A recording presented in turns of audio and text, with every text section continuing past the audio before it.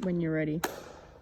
All right, so what Chloe and I are gonna do is we're gonna put you through a bit of a workout that you can do at home or on an oval, or if you have access to some sort of basketball court somewhere, something that you can do to stay fit and active while we're in this bit of a break.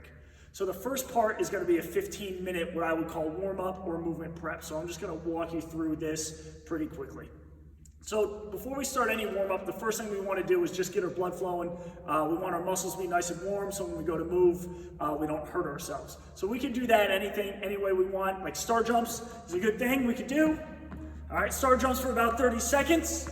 All right, and then what you can do is drop down into what we would call a bit of a mountain climber. So in that mountain climber, we're going to be in this position here, and you're just stepping up and running, bringing your knees up to your chest and bouncing back and forth. Trying to be as tight and as strong in your stomach as you possibly can. So you might do those for 30 seconds for a total of 2 minutes if you break that up with a bit of rest in between. So at the end of that 2 minutes at the start, you should be feeling nice and warm, have a little bit of sweat on your forehead, etc. Once you're warmed up, we then go into a few stretches. So I'm gonna walk you through some stretches that we would actually do with the minors or the rush that you can do at home in minimal space. So the first stretch we're gonna do is what we call the world's greatest stretch. And to start from there, you're gonna take a big lunge step forward. And if my left leg is forward, I'm going to put my right hand on the ground, just like this. I'm then gonna take my left arm and try to get my elbow down inside my foot, like that. If you can't do it, that's fine. You just try to get into this position here. From there, we're gonna open up our left arm and look at our fingertips as we rotate up towards the ceiling. I then come back, put my hand down, and point my toe up towards the ceiling to get a nice stretch in my hamstring. I would then repeat that on the other side, hand down, elbow in, trying to keep this leg as straight as you can. From there, we're gonna rotate up and then lean back to stretch our hamstrings. We call that the world's greatest stretch. And you might do that for 3 reps on each leg. The next stretch or exercise we're gonna do is what we call an inchworm. For an inchworm, we're gonna stand up nice and tall. You're gonna try and get your hands flat on the ground. Now, if you can't do that, you can bend your knees a little bit. So bend your knees a little bit to get your hands flat on the ground. You then walk your hands out into a push-up position. Now, if you wanna challenge yourself a bit, you can do a push-up and then come back up. If you wanna challenge yourself a bit more, you can even rotate and look at your hands, keeping your hips nice and high, and then come back down, go to the other side, and look at your hand, and then come back up. But if that's a bit advanced, all you have to do is you can just put your hands down, walk your hands out, trying to stay as tight as you can in your stomach, and then walk your hands back in. The next one we're going to do is what we call an arabesque. So with an arabesque, it's about balance and about challenging your stability. So you're gonna stand up nice and tall, so you're gonna get long through your stomach. Try and stand on one foot. All right, bringing your knee up towards the ceiling. And then from there, we're gonna bring that leg back and try and reach out as far as we can through our toenails, all the way up to our fingertips. Get nice and long, and then stand back up. All right, now if that's just a bit challenging for you, all you can try and do is stand on one foot, keep your hands here for a little bit more balance, and then bring that leg back and then in. So for that, we might do about 3 on each leg. So then I would switch and try and do that on my right leg. All right. The next one is to stretch our upper back.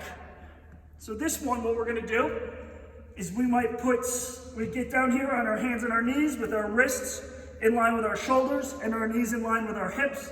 I might put my right hand on the back of my head, and I'm then gonna take my elbow and try to go through my other arm and then back up.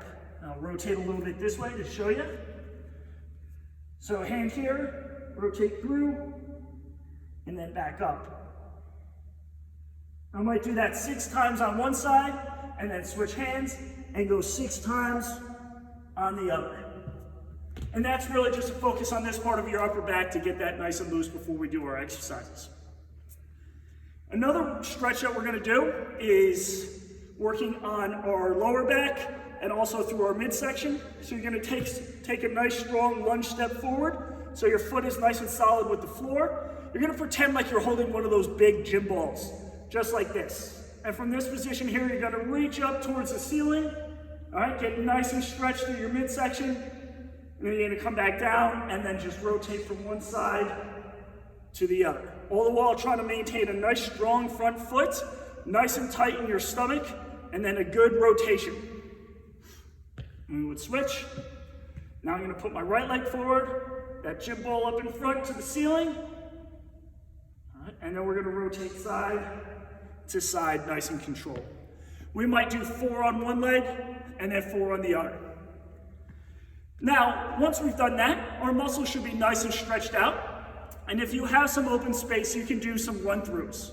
So I'm just gonna move this off to the side. All right. And some run-throughs we might do a few little butt kicks. All right, it's always important to remember when we're running, all right, we wanna be an athlete, whether we're a basketball player or a basketball official. So when we run, we're gonna move our arms and then kick ourselves in the butts. Nothing bothers me more than when I see people do butt kicks and their hands are in the back like this. That's not how people run, even officials. All right, so we're gonna run and just kick ourselves in the backside of the step. You don't need a lot of distance to do that. You can do that right in your living room, right in your hallway. Another one we might do is we're gonna do some side steps or side shuffles to the side, and then just come back facing the other way. And then as basketball referees, you backpedal sometimes, so then we're gonna do a backwards run as well. So up and back. Now that whole warm up may take you about 15 minutes to do, and at the end of it, you should feel nice and warmed up. If you are breathing heavily and your hands are on your hips like that, you've gone too hard, too fast, we need to bring it back down a little bit. But you can take these exercises and kind of stretch them out if you have access to an oval, or if you have access to some sort of court somewhere, and you can even shrink them down a little bit and modify them so you can do them in your living room.